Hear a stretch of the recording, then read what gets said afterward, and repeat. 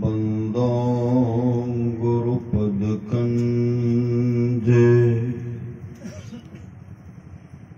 कृपा सिंधु नर रूप हरि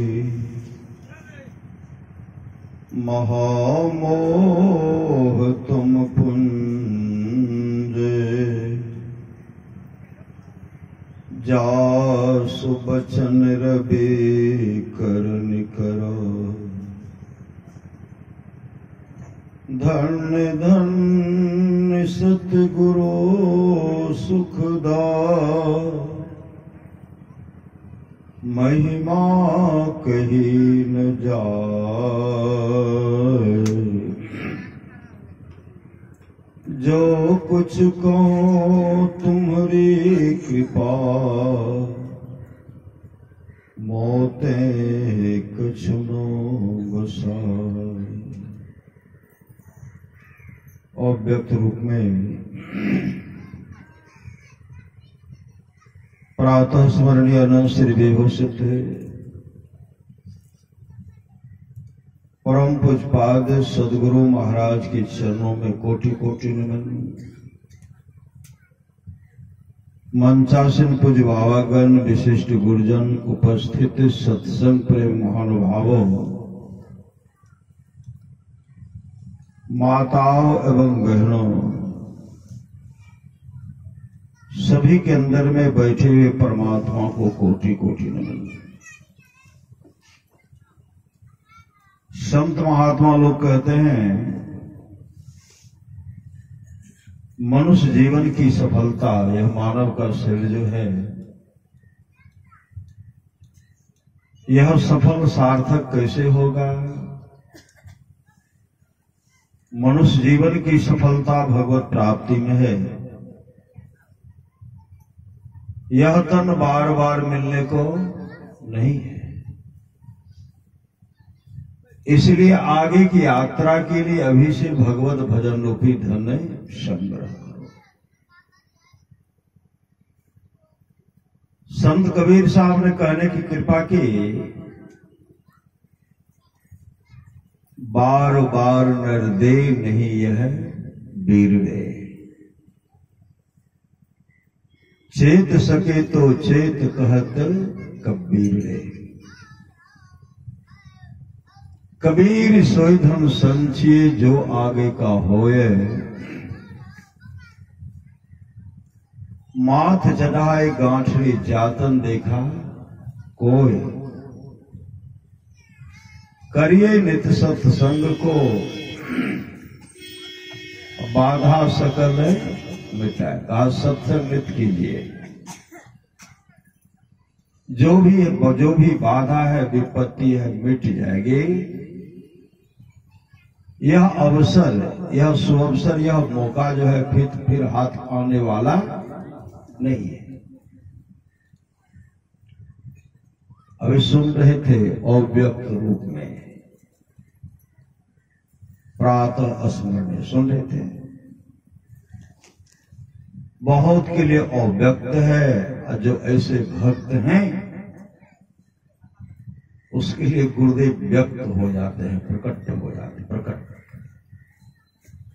और उनको दर्शन देते हैं, उनको दर्शन देते हैं। आज जो है हम लोग पुण्यतिथि के अवसर पर कर रहे, वशिष्ठ जी की माता जी की पुण्यतिथि के अवसर पर सत्संग कर रहे हैं। और एक बार और सत्संग किए थे हम लोग, मास का अधिवेशन था, नहीं था कोई रूप था, जिसमें वशिष्ठ जी की मां भी सत्संग उपस्थित थे। भरपूर सेवा किए थे, भरपूर सेवा। महापुरुष की वाणी है, जननी जने पे साकट न जने। ये बात है, जन्म देना चाहती है तो साकट को जन्म दे। जननी जने पे साकट ना जने, जेस ना बने तो पुत्र से भला मदार है। पुत्र से भला मदार फिरे जही कोख में, पुत्रवती वही नारी जाही के दुख में। वह माता धन्य है जिसका पुत्र पुत्री अपने जीवन के बागड़ों को सदगुरु के हवाले किया। वह माता इसलिए धन्य है कि वह मां ऐसे पुत्र को जन्म दिए। वशिष्ठ जी के पिताजी चर्चा कर रहे थे, बाबूजी मां की पुण्यतिथि मने गए, खर्चा चाहिए थे हम रेर कर श्री सदगुरु महाराज की हम सफाई करेंगे कि पिता के ऊपर किसी तरह का भार नहीं। पिताजी क्या कहते हैं, चिंता नहीं करने से सब कुछ करोगे। श्री सदगुरु महाराज की मतलब सबके सहयोग से वो नहीं होता है। हम लोग जो यह सत्संग कर रहे हैं, सबके जन्मदिन, सबके छठी शिला, सबके मुंडन संस्कार, सबके मृत्यु प्रांत या पुण्यतिथि के अवसर पर सत्संग नहीं होता है। जो ऐसे बहुत बड़े भागशाली हैं उन्हीं के लिए सत्संग होता, उन्हीं के लिए सत्संग होता है। देखिएगा कहीं बच्चे का जन्मदिन मना रहे हैं तो कहीं मछली मांस का व्यवस्था किया गया है, कहीं शराब का भी व्यवस्था किया जाता है ना। शादी विवाह में भी मछली मांस का व्यवस्था किया जाता है। समझिए वो राक्षस है। श्री सदगुरु राक्षस। और सदाचार पूर्ण जो व्यवस्था किया जाता है, खान पान में सुधार किया जाता है, भगवत भजन को लेकर के चलते हैं, यह सब में नहीं होगा। श्री सदगुरु वैसे भागशाली होंगे जिनके लिए इस तरह का व्यवस्था किया जाता है। एक जगह हम लोग सत्संग कर रहे थे, पुण्यतिथि के अवसर पर, पुण्यतिथि के अवसर मैं अपने गांव में कर रहा था। प्रातःकालीन सत्संग कर रहा था। गुरु महाराज का जब संस्मरण सुनाने लगे, उसमें से एक भक्त उठ करके खड़े हो गए। क्या कहते हैं, गौछी में सत्संग मंदिर में जो गुरु महाराज की तस्वीर है, और गुरु महाराज की तस्वीर में जो है गुरु महाराज टेढ़का लाठी हाथ में लेने छे, वह गुरु महाराज से खड़ा है। देखो श्री सदगुरु महाराज की जय। वह गुरु महाराज यहाँ खड़ा है, टेढ़का लाठी लेकर सबको देखे। श्री सदगुरु महाराज की जय। इसका मतलब है गुरुदेव हर सत्संग में उपस्थित रहते, हर सत्संग में। जिनकी रही भावना जैसी प्रभु मूर्ति देखे तैसी वो कहते हैं, हे देखियो गुरु महाराज टेढ़का लाठी लेकर खड़ा है और सबके देखे छे। श्री सदगुरु यहाँ भी देख रहे हैं, नहीं देख रहे हैं। मेरे गांव की ही बात है, साप्ताहिक सत्संग हम लोग शनिवार को करते थे और उसमें बहुत सत्संगी सब आए थे, किशनगंज से आए थे और दूर दूर से आए थे। मास्टर साहब सब प्रवचन करते थे उस सत्संग में। एक सज्जन के यहाँ जिनका नाम था गमेंद्र बाबू, और बोलचाल के भाषा उनको गमेंद्र यादव कहते थे। आंगन में गर्मी का समय था, मौसम गर्म था। हम लोग आंगन में, बहुत बड़ा आंगन था। जैसे स्तुति करते हैं सब संतन की बड़ी बलिहारी, गमेंद्र बाबू बरामदे पर बैठे हुए थे और उनके मुख से निकलता है धीरेन्द्र। हम उनको देख रहे हैं, बहुत देर तक उनको देख रहे हैं, स्तुति किए, देख रहे हैं, और उनके मुख से कुछ भी आवाज नहीं निकलता है, आवाज बंद है। अधारा प्रवाह आंसू बाहर है, बाहर। स्तुति किए, ध्यान किए, रमन जी का पाठ किए, बंदों गुरुपद कंज कृपा सिंधु नर रूप हरि, बंदों गुरुपद पदुम पारागा। यही रमन जी का पाठ किए, उसके बाद शांति संदेश पढ़ करके सुनाने लगे। अब बीच बीच में हम उनको देखते थे, धारा प्रवाह आंसू आ रहे थे। सब प्रवचन के बाद भजमन सतगुरु किए, और सतगुरु करने के बाद आरती किए। आरती जब हम लोग करते हैं, अंत में आरती के बाद क्या करते हैं? श्री सतगुरु महाराज। श्री सतगुरु महाराज की कहते तो बहुत आदमी भक्त क्या करते हैं? आंख को बंद कर लेते हैं, नहीं कर लेते हैं? आंख को बंद कर लिए, वो भी आंख को बंद कर लिए। जब आंख खोलते हैं तो वहां से उठे, उठ करके आए और कहने लगे, जखनी स्तुति शुरू कैलो सब संतन की बड़ी बलिहारी, ऐ रास्ता ही डेढ़िया कैलो गुरु महाराज लाठी न कछरी न। और आगे में अना का छाली कर रहे क्या? सबके देखेगा, सबके देखेगा। गुरु महाराज एले बैठियो टाल नहीं कहलो, गुरु महाराज एले सत्संग में बैठियो टाल नहीं कहलो। हम कहिए धीरेन्द्र, फिर जो बात को दोहराती है, हमार आवाज बंद भै गई, आवाज बंद भै गई। ओकर बाद भले कि हम उठ के जाके कहवे गुरु महाराज खड़ा छे बैठे ने कौन? दीवाल में जो सटल लिए, जब दीवाल से हटे छे तो हट, मतलब सटल रह गई, हटलिए ने। श्री सतगुरु महाराज की जय। और जब तक प्रवचन भा रहे तब तक गुरु महाराज खड़ा रहे। भजवन सतगुरु भले खड़ा छे, आरती भले खड़ा छे, लाठी छरी के गाय के सबके देखे रहा। जब अलिया तो हम आवे चाहे बड़ शरीर तो सटल है। आरती जब के लिए श्री सतगुरु महाराज की जय, आंख बंद के लिए कन्हे गले गुरु महाराज, कन्हे गले श्री सतगुरु महाराज की जय। ऐसे सामर्थ्यवान सदगुरु है।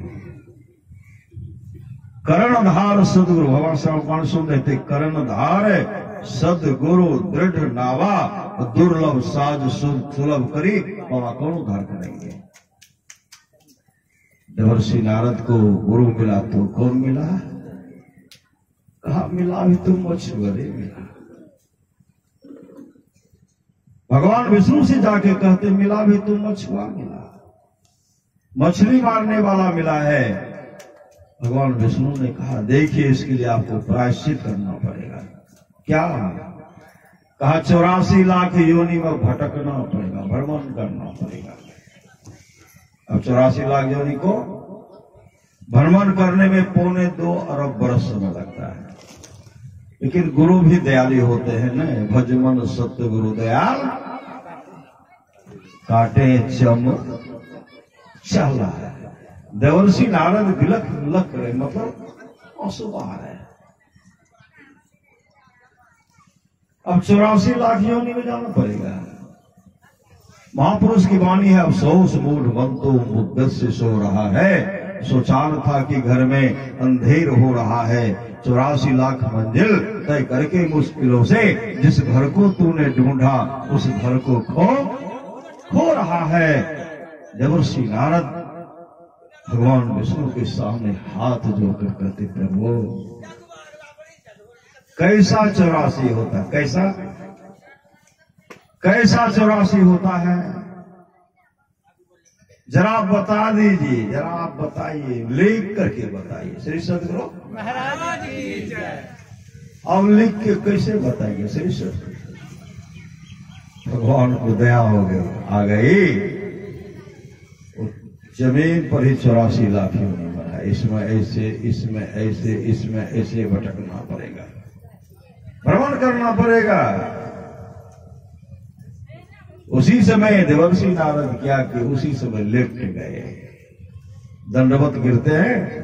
अब दंडवत गिरे जो भगवान विष्णु बनाए थे उसी में लेट गए, और लेट करके घुलट करके उधर, घुलट करके उधर, मतलब 84 भ्रमण करे छे, 84 भ्रमण करे। श्री सतगुरु महाराज की जय।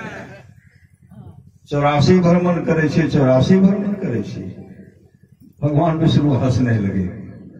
भगवान विष्णु कहते वैसे अरे यह 84 नहीं, वह 84, जिस 84 में 2.25 अरब वर्ष भटकना पड़ेगा।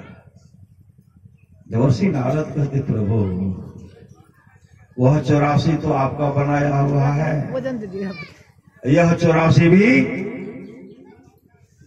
यह 84 भी तो आप ही बनाए हैं। उसको पहले बनाए थे, इसको अभी बनाए, दोनों तो आप ही के हाथ से बना हुआ है। भगवान विष्णु प्रसन्न हो गए। श्री सतगुरु महाराज की जय। ये तो प्रेम की बात है। उधो बंदगी तेरे बस की नहीं है, यह श्रद्धे के होते हैं सौदे, आस की इतनी सस्ती नहीं है। ये तो प्रेम की बात है। उधो बंदगी तेरे बस की नहीं है। जो प्रेम रस शाखा नहीं, अमृत पिया तो क्या हुआ, उपकार में सिर दिया नहीं, जुग जुग किया तो क्या हुआ। देखी गुलिस्तां ओसिता, मतलब न पाया शेख का, सारी किताबों याद कर हाफिज हुआ तो क्या हुआ। मेरे गांव की घटना है। श्री सतगुरु महाराज की जय। सत्संग मंदिर में सत्संग, अब तो 2 साप्ताहिक सत्संग चलता है मेरे गांव में। रविवार को सत्संग मंदिर में करते हैं, सोमवार को भ्रमणशील होता है, जो माला उठाए उनको देते हैं। श्री सतगुरु महाराज की जय। कोई कहते हम मंदिरे में करें, तो मंदिरे में होता है। रविवार का समय था, मंदिर में सत्संग करने के लिए जा रहे थे। एक फुलोत का युवक था जो मेरे गांव में पढ़ाते थे। रास्ते में जब जाने लगे, किताब लेकर तुलसीदास का रामचरितमानस था, सब पुस्तक साथे। वो फुलोत का युवक कहते हैं बाबा गुरु महाराज केहन रहे, केहन रहे। श्री सतगुरु महाराज की जय। गुरु महाराज केहन रहता, वो को कहे मास्टर साहब गुरु महाराज के दर्शन नहीं कर लिए कि नहीं, हमारे के जन्मों ने रहे। श्री सतगुरु महाराज जन्मों ने रहे। आप गुरु महाराज की चर्चा फुलोत में है, लेकिन केहन रहे, तस्वीर नहीं देख ली, देख लिए लेकिन रहे क्या। और रास्ते में उनको बताते जा रहे हैं, गुरु महाराज इस रंग रूप का था, ऐसे था, सब बताते हुए जा रहे हैं। बताते हुए चले गए, मंदिर प्रवेश के वहां गए, पहुंच हुए, गुरु महाराज की तस्वीर सिंहासन के पास प्रणाम किए और प्रणाम करके बैठ गए। बैठ करके रास्ते में सब कुछ बताए। क्या बताए? गुरु महाराज का रंग रूप बता रहे हैं। गुरु महाराज का हाथ बड़ा बड़ा था, कान बड़ा था, लीलार जो चमकते रहता था, लाल वस्त्र पहनते थे, कभी कभी गुरुदेव का पांव जो है फूल जाता था, यही बताया। जाने के समय में लाल मोजा भी पहनते थे, हाथ बड़ा था, यही बताते हुए जा रहे थे। गए मंदिर प्रवेश की, स्तुति शुरू कर दो। स्तुति शुरू किए, स्तुति किए, उसके बाद ध्यान किए। रमन जी का पाठ में वही उल्टाए, बंदो गुरुपद कंज कृपा सिंधु में रूपरी, रमन जी का पाठ। उसके बाद क्या किए? शांति संदेश का पाठ किए। महर्षि में ही का दिनचर्या उपदेश जो है पूज्यपाल भागीरथ वाले लिखे हैं। गुरुदेव का संक्षिप्त परिचय पढ़ करके सुनने लगे। सुना रहे हैं, वो सुन रहे हैं, आंसू बह रहा है। उसके बाद क्या कहते हैं? निरंतर बाबा है, देखियो गुरु महाराज कुर्सी पर बैठा है, देखियो पांव हेते है, देखियो हे, देखियो पांव फूल है, देखियो। श्री सतगुरु महाराज की जय। गुरुदेव उनको दर्शन दे, उनको दर्शन दे।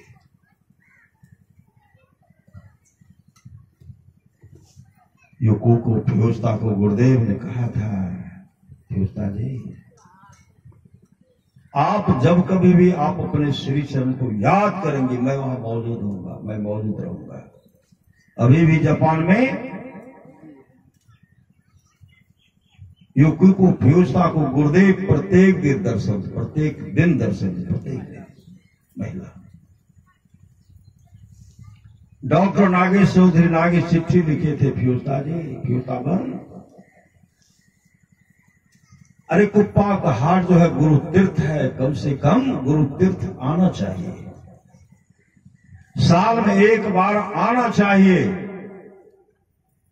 युको को फिरोजता चिट्ठी लिखती है, भाई डॉक्टर नागेश चौधरी नागेश, आप सही कह रहे हैं, आने के लिए आना भी चाहिए, गुरु तीर्थ का दर्शन करना चाहिए, आना चाहिए। लेकिन डॉक्टर भाई नागेश चौधरी नागेश क्या कहो, प्रत्येक दिन सदगुरु महाराज का मुझे यहां दर्शन होता है, प्रत्येक दिन गुरुदेव छड़ी लेकर के टहलते हैं, टहलते हुए मैं दर्शन करती हूं, दर्शन होता है। कितने बड़े भागशाली हैं श्री सदगुरु महाराज की जय। जौ गुरु बसे बनारस शिष समुंदर तीर, एक पलक पिछड़े नहीं जौ गुरु होते हैं। शरीर सच्चा शिष्य चाहिए, सच्चा।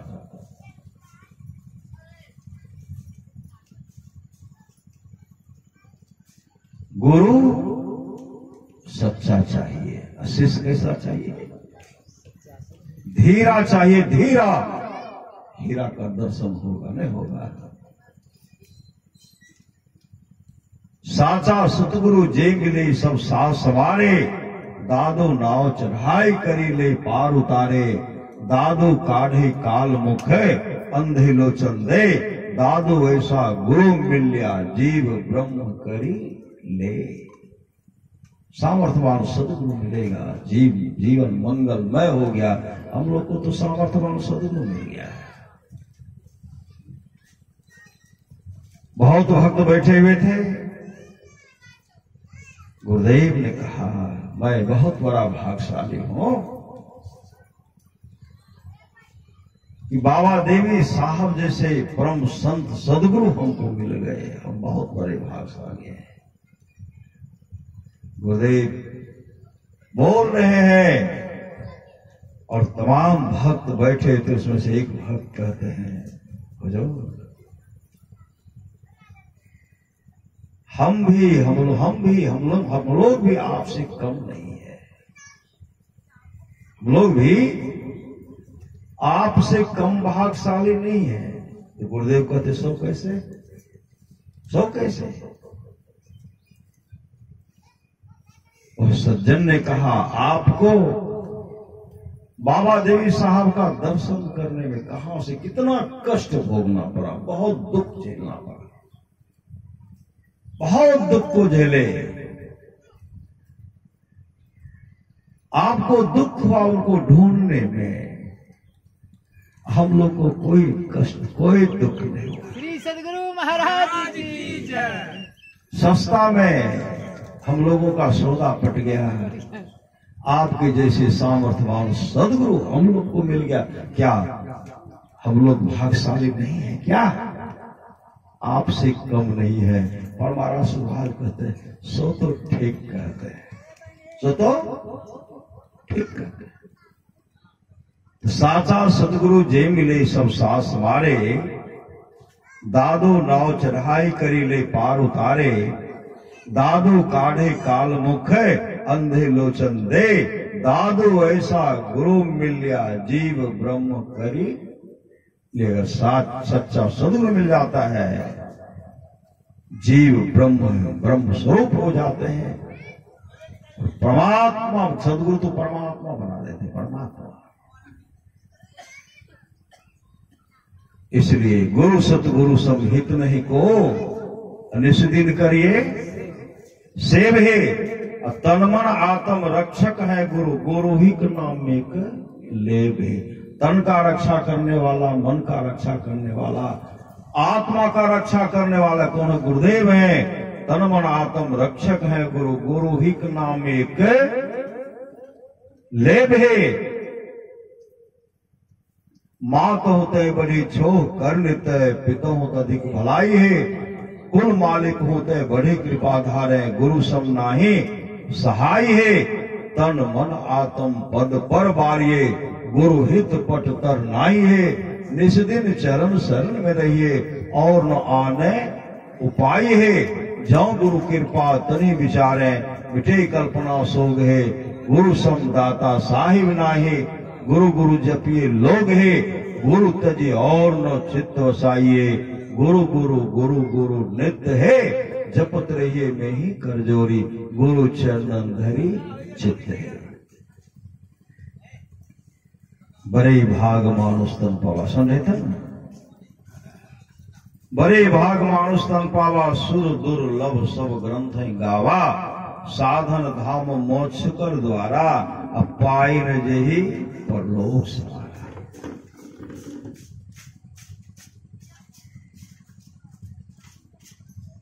कर्णधार सदगुरु दृंदावा, दुर्लभ सा सुलभ करी पावा। स्वामी विवेकानंद के, नरेंद्र के पिता जब संसार से चल बसे, उसके घर में खाना दाना का अभाव हो गया।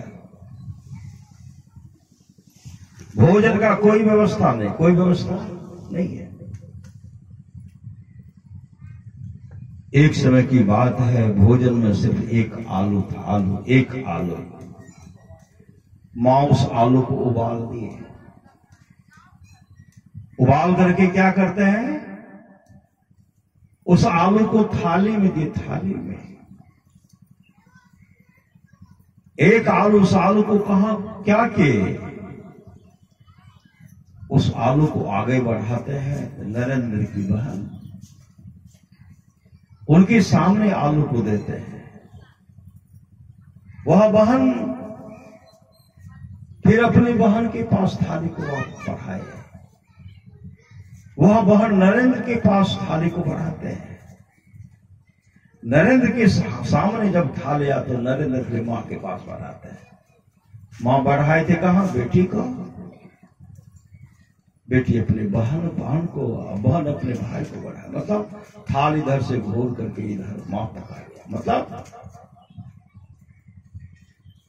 हम लोग तो भूखे भी निर्वाह कर सकते हैं, समय काट सकते हैं, लेकिन मेरी मां भूखी नहीं रही। मेरी मां भूखी नहीं रही। उसी समय जब मां के पास थाली आया, एक ही आलू था।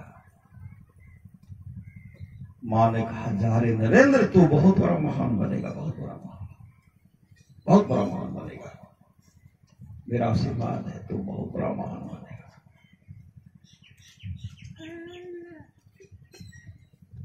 नरेंद्र को तो गरीबी थी। नरेंद्र उसी समय निकलते हैं सदगुरु के पास।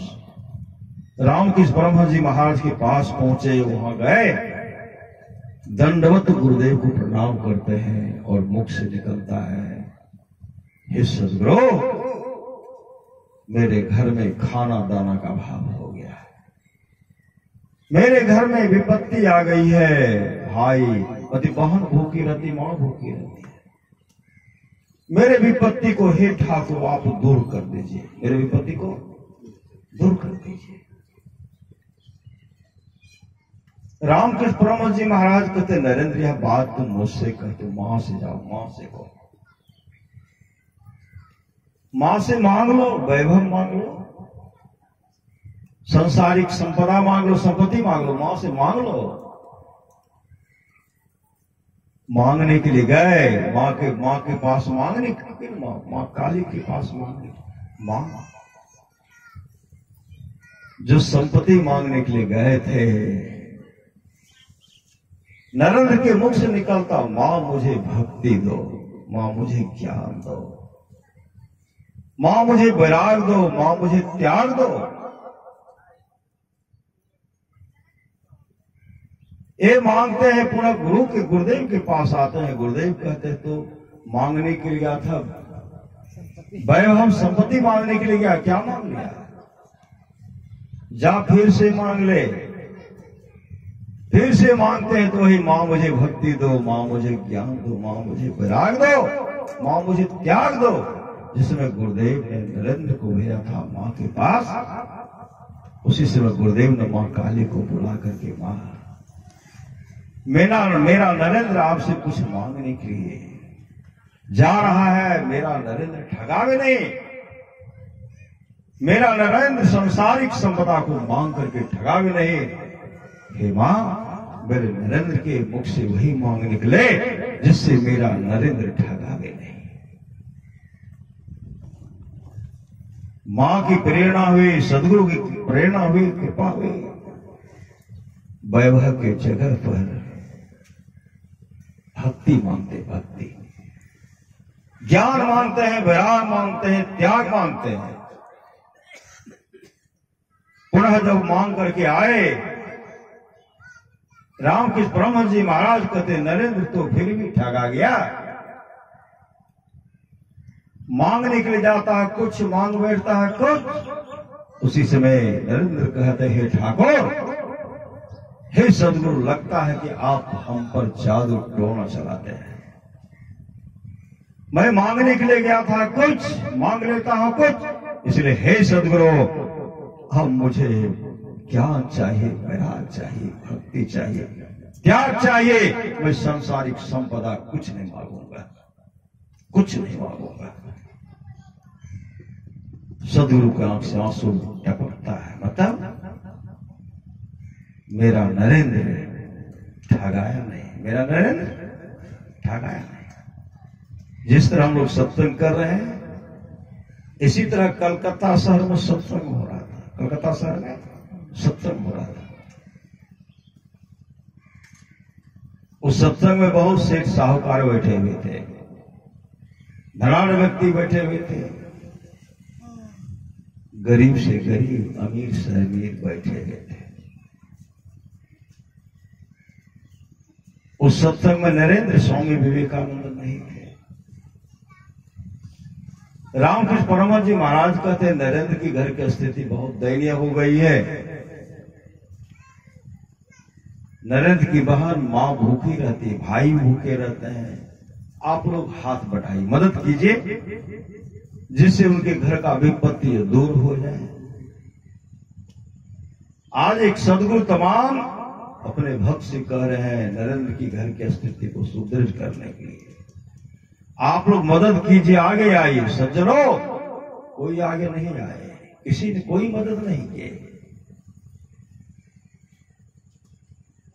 सत्संग समाप्त हो गया। रामकृष्ण परमहंस जी महाराज अपने निवास में चले गए और उसमें एक शिष्य थे,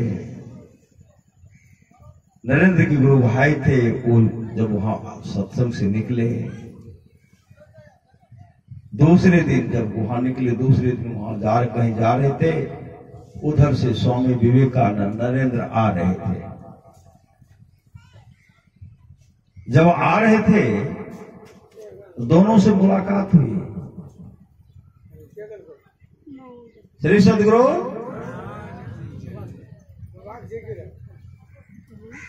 दोनों से जब मुलाकात हुई, सज्जन ने कहा, श्री सदगुरु, सज्जन ने क्या कहा, आप कल सत्संग में नहीं थे, लेकिन आपके लिए गुरुदेव ने तमाम भक्तों से मांग किए हैं, नरेंद्र की घर की स्थिति को सुदृढ़ करने के लिए आप लोग मदद कीजिए। लेकिन कोई आगे नहीं आया, कोई मदद नहीं की। बहुत कहने के बाद जब किसी ने मदद नहीं किया, सदगुरु मंच पर से उतर करके अपने निवास में चले गए और आपके घर के विपत्ति को दुख दूर करने के लिए मांग कर रहे थे, लेकिन कोई मदद नहीं किए। उसी समय नरेंद्र के आंख से आंसू गिरता है। आंसू बहाते हुए अपने सदगुरु के पास गए और अपने सदगुरु के चरण लिपट करके कहने लगे, हे सदगुरु, मेरे लिए संसार के लोगों से मत कुछ मांगिए, मेरे लिए संसार के लोगों से मत कुछ मांगिए, मेरे लिए मांगना ही है तो मां से मोक्ष मांग लीजिए, मोक्ष। मेरे लिए मां से मोक्ष मांग लीजिए, मोक्ष है। उसी से मैं रामकृष्ण परमहंस महाराज कहते हैं, नरेंद्र यह तुम क्या बोल रहे हो?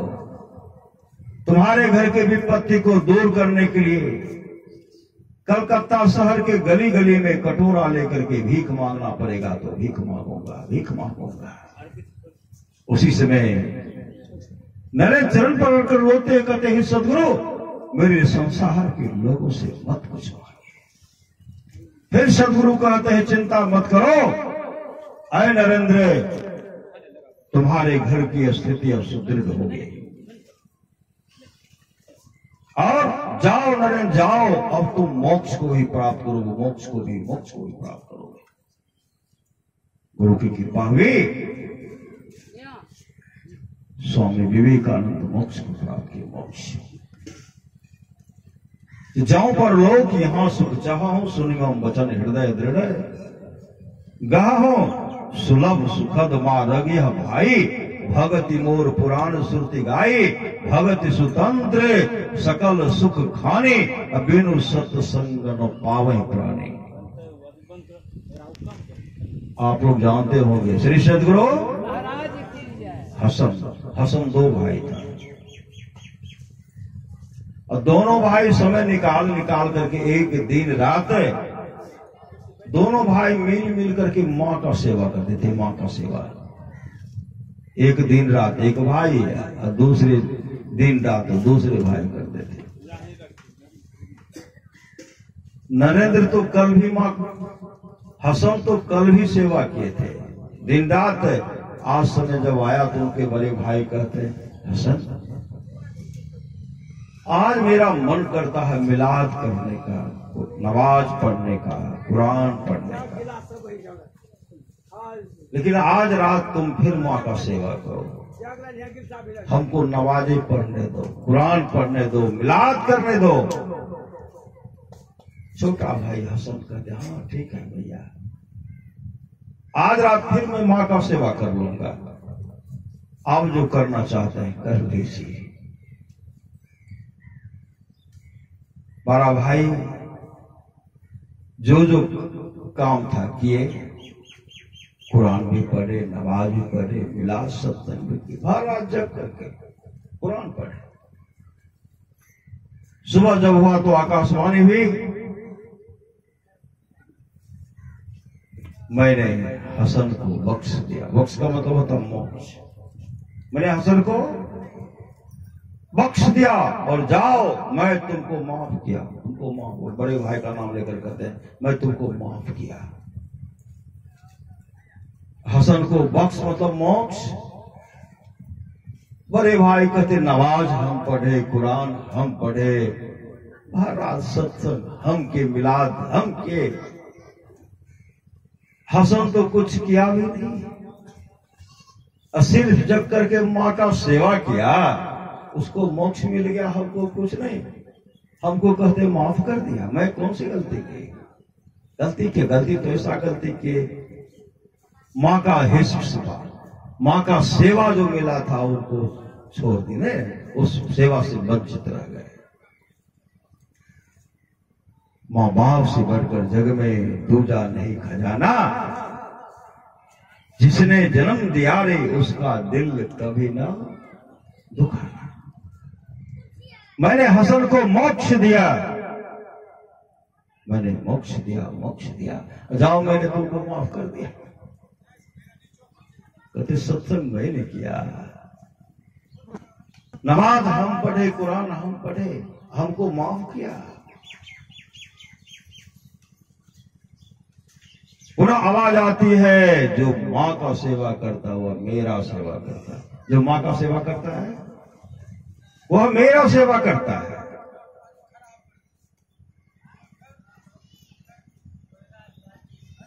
माय से दूजा प्यार नहीं छे, माय से बैठ कर दूजा साक्षात ईश्वर, साक्षात परमात्मा माँ के रूप में है। माय से बैठ कर दूजा प्यार नहीं छे, अभागलु मानव जकरा माय नहीं छे। माँ तो स्थूल रूप, स्थूल शरीर में नहीं है। वशिष्ठ जी की माँ सब भाई की मां स्थूल रूप में नहीं है, सूक्ष्म कारण महाकारण केवल उस रूप में है। लेकिन उस मां के आत्मा को शांति मिले, सब भाई कहते सत्संग करेंगे। सही सदगुरु महाराज की जय। जिनके प्रथम पुण्यतिथि के अवसर पर सत्संग होता है, पापी से भी पापी व्यक्ति अगर हो, अगर उनके प्रथम पुण्यतिथि के अवसर पर सत्संग होता है, उसी समय ऐसे पापी से पापी अगर नरक में भी पड़ा हुआ रहता है,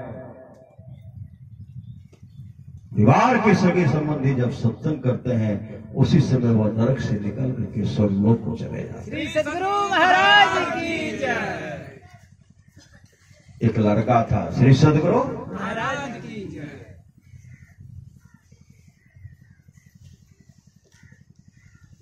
लड़का का उम्र लगभग हो गया 15 साल का। बीच बीच में अपनी मां से पूछते थे, मां पिताजी कहाँ है? पिताजी कहाँ है? अब पिताजी उनके जन्म से पहले घर से निकल गए थे। पिताजी कहाँ है? मां कुछ बताते ही नहीं थी। और लड़का उस दिन कहा, मां आप बताइए कि पिताजी कहाँ, मैं ढूंढने के लिए जाऊंगा। मैं वचन देता हूं उस पिताजी को ढूंढ करके लाऊंगा, उनका रंग रूप मुझे बताइए। कहने लगी, तेरा जन्म भी नहीं हुआ था, जन्म से पहले तुम मेरे कोख में था, उसी समय तुम्हारे पिताजी हमसे रुष्ट होकर के चले गए। कहां है इसका पता मुझे नहीं है। रंग रूप बताते हैं, रंग रूप बताए, लेकिन वह लड़का बहुत बड़ा संस्कारी था। जब से जन्म लिया, जब से होश संभाला, वह अपने जीवन को भगवतमय बना लिया। भगति स्वतंत्र सकल सुख खाने, बेनु सत्संग न पावे। प्राणी अपने जीवन को भागवतमय भगवतमय बना लिए। मां को प्रणाम करते घर से निकल पड़े, बहुत दूर निकल गए। जंगल का राह, जंगल होकर के जा रहे थे। एक ऐसा विशाल वृक्ष था, उस जगह वो ठहर गए। ठहर करके हुआ कि विश्राम कर लेता, कुछ संध्या उपासना, कुछ ध्यान कर लेता हूं, ध्यान। जैसे यह विचार किए, उसी समय एक सज्जन वहां से आए। वह सज्जन उनसे पूछते हैं, घनघोर जंगल है, यहां तू क्या कर रहा है? कहां का रहने वाला है? का अमुक गांव का रहने वाला हूं, मेरा नाम अमुक है, मेरे पिताजी का नाम अमुक, जैसे कहते मेरे पिताजी का नाम अमुक है। वह सज्जन कहते, वह तो मेरा मित्र था। श्री सद्गुरु महाराज की जय। तुम्हारा पिताजी मेरा मित्र था। जब से मेरा मित्र संसार से चल बसा, तब से मैं तुम्हारे यहां नहीं गया। और उनके पिताजी बहुत दुराचारी थे। श्री सद्गुरु लुटेरा, लोगों का धन लूटने वाला, दूसरे का हत्या करने वाला, दुरात्मा, पापी था, बहुत बड़ा पापी था। उनके मित्र छिपा करके कहते हैं, देखो वह विशाल वृक्ष देखते हो, तुम्हारे पिताजी दूसरे के यहां डाका डाल करके आए। डाका डाल करके कुछ सामान सुथरा, जब बांटने लगा, बंटवारा करने लगा, बहुत ढेर सारा धन था। और के मन में हुआ, अगर इसका हत्या कर देता तो इसका हिस्सा भी मुझे हो जाएगा। कई मिल करके तुम्हारे पिताजी का हत्या किया, लेकिन प्राण हुक हुक कर रहा था। श्री सद्गुरु महाराज की जय। और सब सामान बांट करके लेके चले गए। उसी समय नरभक्षी सिंह आया। सिंह तुम्हारे पिताजी को खा गया, तुम्हारे पिताजी को इसी वृक्ष के पास खाया। अब तो रोने लगा। श्री सद्गुरु रोने लगा। अब धारा प्रवाह आंसू जो बहा रहा है कि मैं तो मां को वचन दिया था जब तक पिताजी को ढूंढ करके नहीं लाऊंगा मैं वापस नहीं आऊंगा। मेरे पिताजी को तो शेख ने खा गया। वह सज्जन जो बताए चले गए, वह बैठ करके गुरु प्रदत्त मंत्र जो था उस मंत्र को जप रहे, मंत्र को जप रहे। मानस जब मानस ध्यान दृष्टि योग का क्रिया को वहां बैठ करके जो ध्यान किए, ध्यान करने के बाद एकाएक उनके मुख से निकलता है श्रीमद् भागवत गीता का जो है 4वां श्लोक का मुख से उच्चारण करते हैं। जैसे श्लोक का उच्चारण करते उसी समय भयंकर आवाज ही भयंकर आवाज। उस भयंकर आवाज में बहुत आवाज हुई। आवाज में क्या देखते हैं? प्रेत का दर्शन। वह प्रेत को देखते, प्रेत का दर्शन होता है। प्रेत का शरीर पूरे तो प्रेत पुनः वहां से हटते हैं। मां जो जिस रंग रूप का उनके पिताजी के बारे में बताए थे उस पिता का दर्शन करते हैं।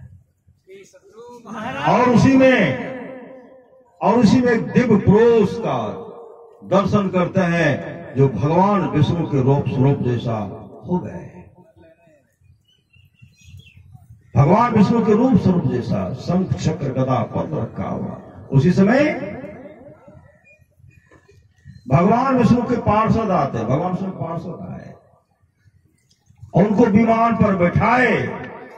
विमान पर बैठा करके हरि कीर्तन करते हुए जब उनको लेके जाने लगे, उन्होंने कहा, पार्षद से कहते जरा ठहरिए, इस बालक के चलते आज मेरा उद्धार हो रहा। तो प्रेत की योनि में, हम प्रेत की योनि में थे, मेरा उद्धार हो गया। पहले इनका परिचय पूछो। तब कहते हैं, बालक तुम कहां का रहने वाले हो? वह लड़का सब परिचय देते हैं। तुम्हारा क्या नाम है? तो अपना परिचय देते हैं। तुम्हारे पिताजी का क्या नाम?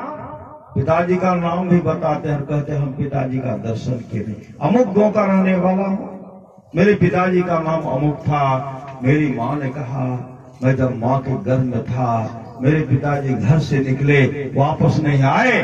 मैंने मां को कहा था, मां जब तक पिताजी को नहीं लाएंगे तब तक हम वापस नहीं आएंगे। मैं पिताजी को ढूंढने के लिए जा रहा था, लेकिन किसी ने कहा तुम्हारे पिताजी को इसी जगह हत्या किसी ने किया था और उनके सब को सिंह ने खाया था। उसी समय वो तो भगवान विष्णु के रूप स्वरूप जैसे हो गए। कहा, वत्स मैं ही तुम्हारा पिता हूं, मैं ही तुम्हारा पिता हूं। मैं प्रेत योनि में कई वर्षों से यहां भटक रहा था, पानी के लिए तड़पते रहता था, मेरे शरीर में आग हो रहा था। आज तुमने जो गीता श्लोक का पाठ मुझे सुनाया, मैं जो सुना, उसे प्रेत योनि को मुक्ति मिल गई।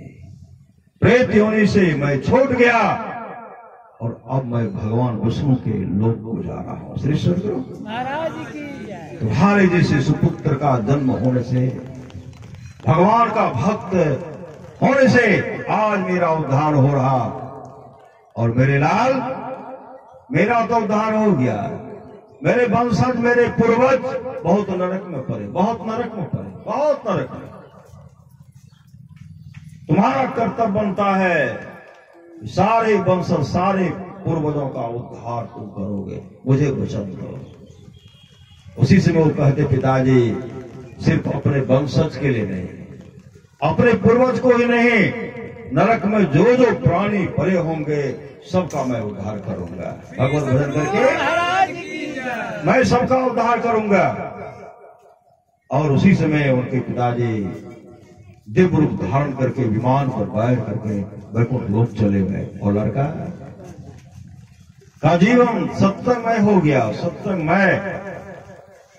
सत्संग भजन कर रहे हैं, ध्यान भजन कर रहे हैं, जीवन सत्संगमय हो गया।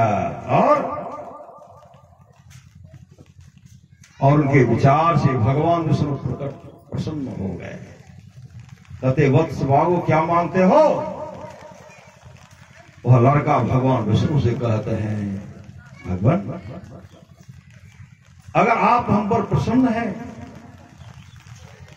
नरक में जो जो प्राणी पड़े हुए सबको उद्धार कर दीजिए, सबको निकाल दीजिए, सबको नरक से निकाल दीजिए।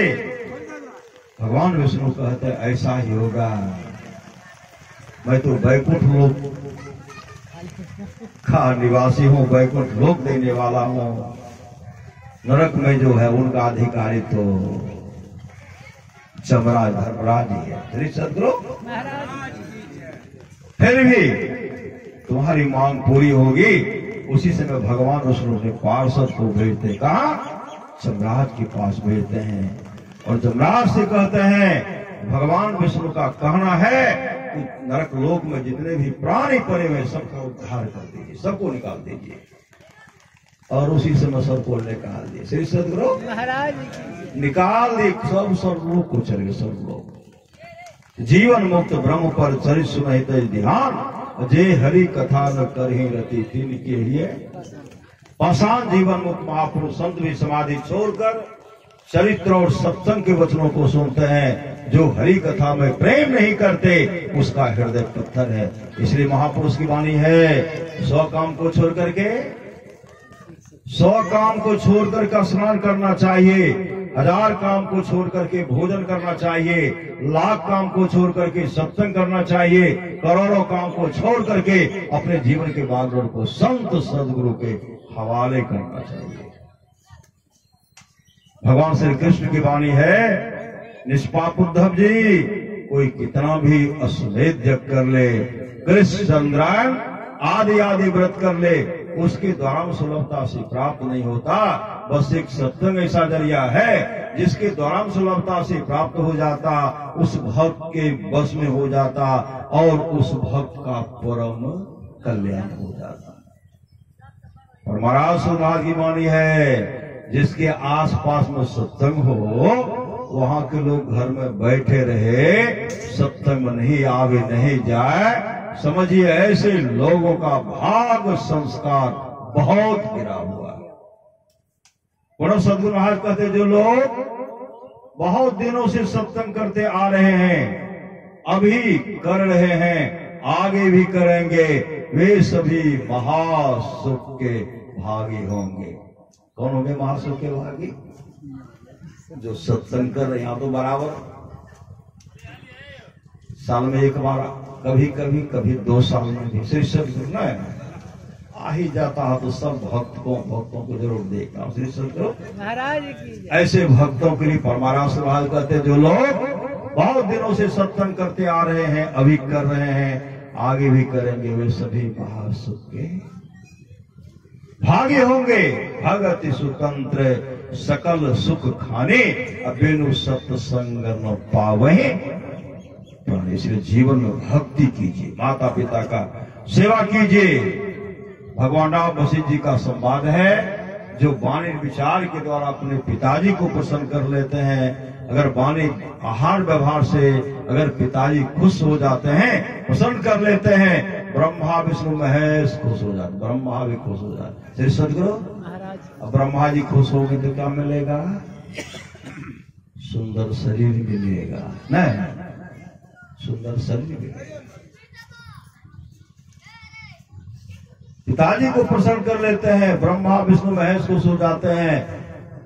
जो अपने विचार से माँ को प्रसन्न कर लेते हैं, अगर माँ खुश हो गए, लक्ष्मी सरस्वती पार्वती जी खुश हो जाती हैं। जो भाई भाई प्रेम से रहते हैं, तमाम देवता खुश हो जाते हैं। जो गोतनी गोतनी में प्रेम से रह रही हैं, तमाम देवियां खुश हो जाती हैं। जो गुरु को प्रसन्न कर लेते हैं, विश्व ब्रह्मांड में जितने ऋषि मुनि है सब खुश हो जाते हैं। कहीं जाने का आवश्यकता है? कहीं जाने का आवश्यकता नहीं है। इसलिए भगति सुतंत्र सकल सुख खाने, अबिनु सत्संग न पावहि प्राणी। सच्ची घटना है।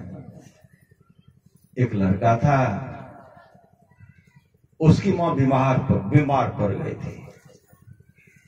अब मां को कई दिन से नींद नहीं आ रही थी। नींद कई दिन से नींद नहीं आ रही थी। माँ एकाएक क्या कहते हैं, बेटा एक गिलास मुझे पानी पिलाओ, एक गिलास पानी। देखते पानी का सेवा हो रहा है। सिर्फ सत्संग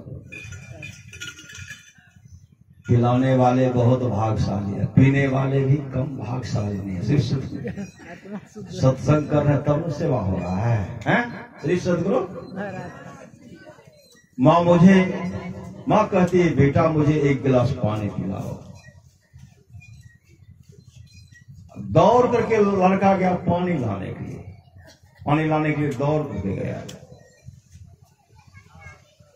और जैसे पानी लेकर के आते हैं तब तक माँ गहरी नींद में सो गए। माँ को कई दिन से नींद नहीं आ रही थी, कई दिन से माँ गहरी नींद में चली गई। अब गहरी नींद में जो चली गई, लड़का आया और माँ के पिता ने पांव के पास लड़का खड़े हो गए, हाथ में गिलास उसमें पानी है। शाम से खड़े होते होते सुबह हो गया। श्री सदगुरु, सुबह हो गया।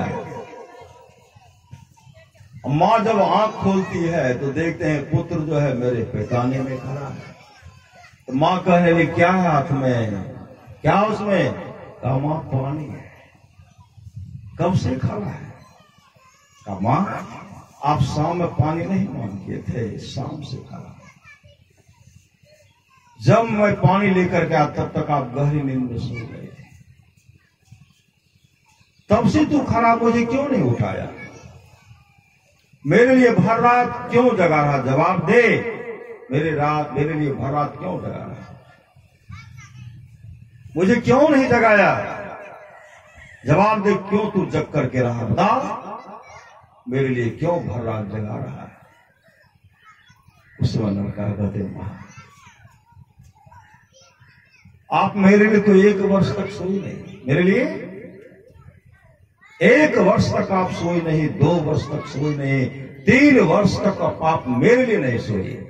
जब मैं जगता था तब मां रोते था, उठ करके तू मेरा तरह तरह का व्यवस्था करते थे। मेरे लिए आप 3 वर्षों तक सोई नहीं, क्या मैं आपके लिए 1 रात भी नहीं जग सकता? मां के आंख से आंसू बहता है। श्री सदगुरु बताओ, वह मां कहती मेरा कुख धन्य हो गया। श्री सदगुरु, हर बात को भूलो भले, मां बाप को मत भूलना, उपकार इनके लाखों हैं, इस बात को मत भूलना। माता पिता से बढ़ करके कोई देवी देवता नहीं। किसी देवता के पास जाएंगे, देगा कि नहीं देगा मुश्किल है, मांगेंगे देगा ना। जो गुरु देंगे वही राम दे सकेंगे, जो गुरु नहीं दे सकेंगे वो राम भी नहीं देंगे। श्री सदगुरु, इसलिए जीवन में भक्ति कीजिए, सत्संग नित्य ध्यानित कीजिए, जीवन को भगवतमय बनाइए। श्री सदगुरु महाराज की जय। जीवन को भगवतमय बनाइए, भगवतमय। क्या करके? आपस में मेल से रह करके, माता पिता का सेवा करके, गुरुजनों का सेवा करके अपने जीवन को मंगलमय बनाइए। इहलोक परलोक मंगलमय होगा। बोलिए प्रेम से श्री सदगुरु महाराज की जय। श्री सदगुरु महाराज की जय। श्री सदगुरु